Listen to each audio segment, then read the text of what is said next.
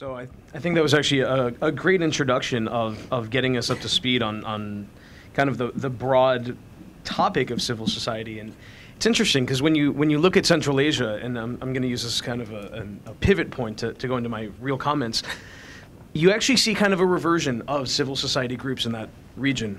Very recently, Human Rights Watch was just kicked out of Uzbekistan. Turkmenistan has adopted the tactic of imprisoning journalists and sending them to psychiatric hospitals for opposing the regime. Tajikistan just spent $33 million building the world's biggest flagpole, which is actually more money than USAID spends in development efforts in the country in a single year. So there's this complete lack of priority towards these regimes, and partly we could say that's because of transition activities. But since the 90s, there's been a rather remarkable regression in civil society activities, especially with civil society NGOs in the region. And that's been accelerating recently. I think last month's election in Kazakhstan is probably a great example of this, where the opposition didn't even bother to show up, despite being very lavishly funded by outside NGOs, because they had no chance in winning, and the regime played so many games with the election, they just figured, what's the point? Most of them voted for President Nazarbayev anyways. But when we look at this idea of transition and the role that civil society groups can play in transition and in the fostering of some kind of democratic social system, I think Afghanistan makes for an interesting case of when that doesn't really happen or when it doesn't work out. If you want to put it in these terms, Afghanistan's transition happened in about 2002 or so, and it happened when there was no civil society in the country. And it didn't happen because of any civil society groups. It happened because of the U.S. military. And since then, despite all of this outpouring in aid and relief by both NGOs and by the State Department and by international organizations, the U.S. military still is the primary civil society actor and the primary promoter of civil society activities inside Afghanistan, at least in terms of dollars and geographic reach.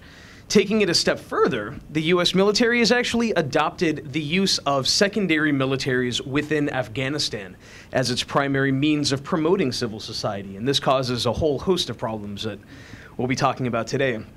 One of the most interesting that I find from the perspective of what actually will be affecting the next generation of leadership that comes up, I think, and this is just my personal opinion, for all intents and purposes, the current generation of leadership in Afghanistan is a lost cause.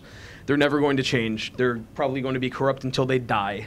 But the next round of people, the next generation, people in their teens and in their 20s who are currently experiencing this country, they're going to be the ones who eventually affect the direction that it goes in.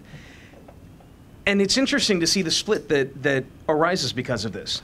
Because of the security situation, Pashtuns in the south have very little access to education, to outside groups, to foreigners, whereas ethnic minorities like Tajiks, Hazaras, and Uzbeks do have a lot of access to education, to foreign networks, to these international organizations that operate in the country. What this ends up creating over time is you have an uneducated, disconnected ethnic majority and an educated, connected minority. This is being exacerbated by U.S. efforts to train the Afghan National Army, because it is primarily Tajik and Uzbek and Hazara in ethnic makeup, and because the army is the best and most reliable means that Afghans who join up have of becoming literate. In a way, the ANA is the largest school operating inside Afghanistan because of the number of people they train up to. I think it's a 3rd grade reading level is what they want adults to have. So when we look at this broad concept of civil society and how we can begin applying it to somewhere like Afghanistan, where there is a war going on and there is at least a desire by everyone, a stated desire, to transition from war to peace at some point in the future, I think it's important to look then at how we're actually laying the foundation for that transition to happen. In this case, looking at the way that we're building up civil society, you can see it almost as an abuse of the idea of civil society. In a way, the U.S. is creating a military without a state, or a military without a society inside Afghanistan. Part of this is because Westerners in general, and I think do-gooders in a very, very specific way, tend to assume that their own concepts of what, their own experiences of what civil society or what some kind of doing good group means are the best ones. That's why you have the military doing what it does best, which is creating another military. In the process of creating that, they were realizing all of these other secondary effects of having a military without a society. And so now they're scrambling to try to create a society to support the same military. So when when the for lack of a better way of framing this then, the best way of affecting civil society development in Afghanistan is to affect the military and the way that the military is trying to develop this civil society. And this is where you run into a whole host of problems. And I'm coming at this, I spent several years actually working as an advisor for the US Army dealing with social and cultural issues inside Afghanistan, and they have a lot of problems going on. One of the biggest ones are assumptions about how Afghanistan itself works, and I think this is a feature you find in a lot of foreigner-based and to a lesser extent foreigner-funded NGOs, especially in Central Asia, which are assumptions, in a way Orientalist assumptions, about how these societies work. The biggest one, I think, in Afghanistan is this belief that the whole country is tribal in some way. And you hear people talk about tribes all the time. At least in the military, they want to engage the tribes, whatever that means. And when you look at how they try to develop local groups, in particular, and you've seen this a lot in the south of the country, when they try to develop some kind of community organization groups, they tend to be based around this concept of tribe. And I'm putting scare quotes around that for a very good reason. There's kind of universal academic consensus that tribe inside Afghanistan is a completely meaningless concept. It means a different thing to every single person you talk to. It can literally mean anything the person you're talking to cares about at that one point in time. It can mean a community, a village, a family, a school, some kind of other organization they've joined, a tanzim if they're involved in a militia in some way. I mean, it's quite literally undefinable. Yet that is how how ISAF, how NATO, how the U.S. military are defining their terms of engagement inside Afghanistan. I think this causes a rather obvious host of problems afterward, where if you don't understand the group that you're choosing to organize your efforts by, then you don't understand the efforts that you're doing. And you certainly aren't going to understand the effects that they have down the line. So I'm going to use two different examples here that I think can kind of drive this home, and they're personal examples from ones that I experienced. One is with this district in Khost province in the east part of the country called Sabari. In this area, it's normally described as a tribal place, as an area of great tribal conflict. And this is because there are autonomous communities of people, usually organized by village, who call themselves tribe, who bicker and fight all the time. One of the biggest one is between these two groups called the Mongol and the Sabari in the northern part of the district, and it's essentially over a stand of trees. For the first 2 years that the U.S. Army was operating in this area, they couldn't for the life of them figure out what was going on. They kept trying to send tribal mediators, which we found out later were really just guys they found on the street who said they were tribal mediators to go resolve this conflict.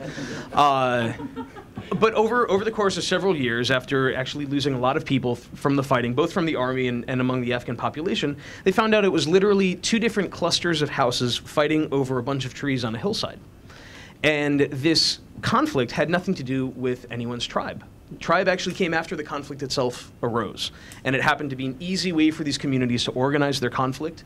It happened to be an easy way for them to describe their conflict to outsiders. It's much easier to say, well, we have this ancient tribal feud with this other people than we're bickering over who gets to eat dates this month. And it snowballed from there, that there was this assumption that tribe was driving things. And for a very, very long time, tribe was dictating how the military was trying to respond to this conflict point. I think I guess we can segue about this briefly. Within Afghanistan, these small-scale local tribal conflicts are probably the biggest driver of instability throughout the country. It's not actually the Taliban. It's small groups of people usually fighting over local issues.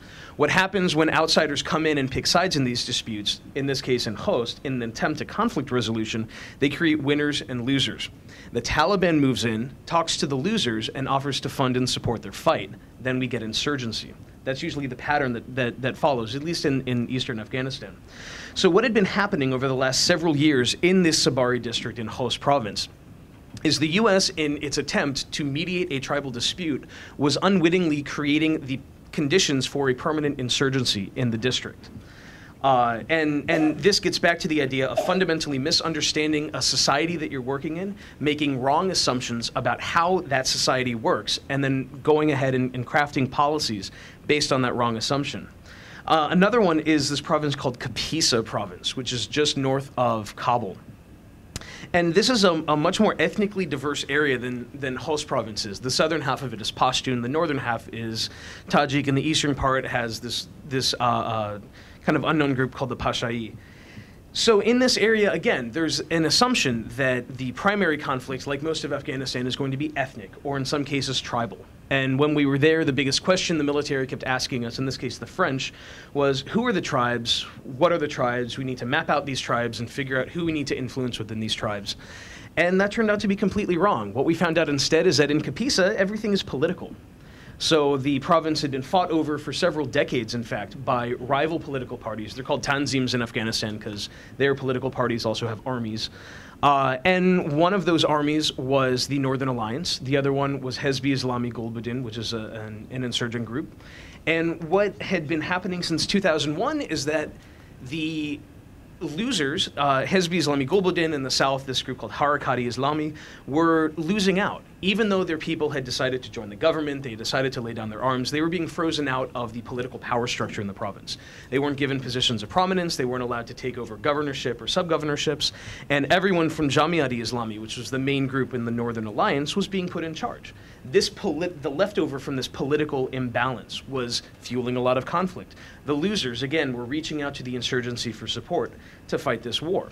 The military was looking at it and assuming that it was just tribes. So when we examine how the military then tries to look at this stuff, and in particular how the United States tries to frame these conflicts, what we usually see is a mistake for local politics or for kind of the starters of a civil society being mistaken as some other kind of security issue. And because of that, they end up militarizing what would otherwise be simply a political issue. And I think I'm kind of out of time, so it's not really a conclusion, but that's kind of where I was going with this.